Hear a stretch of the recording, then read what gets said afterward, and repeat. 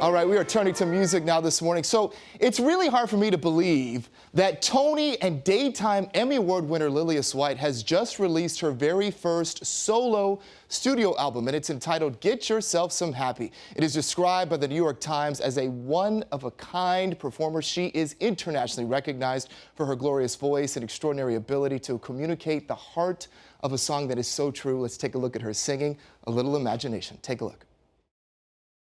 A little imagination goes a long, long way. It helps a fella trudge through a dreary day. Just when he thinks he's had it, just when he's sure he's through, a little imagination makes him feel brand new. And joining us now live via Zoom is Miss Lillias White. Good morning to you. Morning. It is so lovely to have you on our show. You are so iconic. I mean, I'm a Broadway theater kid. I mean, so it's just so lovely to be in conversation with you. And happy belated birthday to you as well. You celebrated a milestone birthday on July 21st. Thank you very much. Thank you very much. And so, very happy occasion. And so let me ask you, why'd you make us wait so long? Your very first solo studio album? Well, you know, I've been working. I've been working on Broadway or in some other theatrical venue, or I've been doing Carnegie Hall or Lincoln Center. You know, I've been doing a lot of concerts and I've been busy. So it took a while to get this done. Yeah, and I'm so happy that you did. You have everything from standards on this album to Broadway tunes to rock and roll. How did you decide what you were going to record?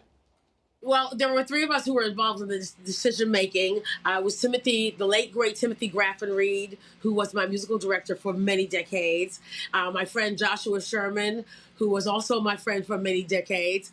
And we put together a list, and each of us picked from the list of songs that we wanted to record, and that's how we got it done. And then the title of the album, was that something that came to you upon, completion of it, or did you go into it knowing and crafting everything around that title? We went into it wanting to make songs for people to be happy, to uplift your spirits. And so we chose these songs, and this was way before the pandemic was even known about. So we just decided that we wanted to do these songs to uplift everybody's spirits and to make people feel good and to reminisce about, times when we knew these songs and we sang these songs when we were younger. So we wanted to do it that way, and it just so happened that now is the time for the songs to be released, and it's a perfect timing for everyone to, have a breather from all the stuff we've been through the past several months, and to feel happy. Yeah. To have a smile on your face, to get up and dance a little bit in your living room. Yeah, we could all use some of that, especially in the midst of, the pandemic, the fight for racial equity. We could all use some happy.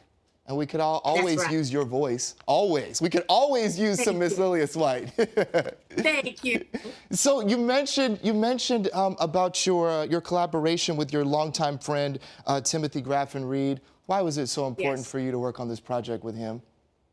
Well, Timothy was an innovator. Timothy was the creator of all of the dance music for the original Wiz that was on Broadway. And Timothy and I worked together many times in creating shows where we took songs that people were familiar with and kind of turned them around. He called them Lilliasizing them. So we would do that. And Timothy was a wonderful collaborator. He was a great arranger, a composer.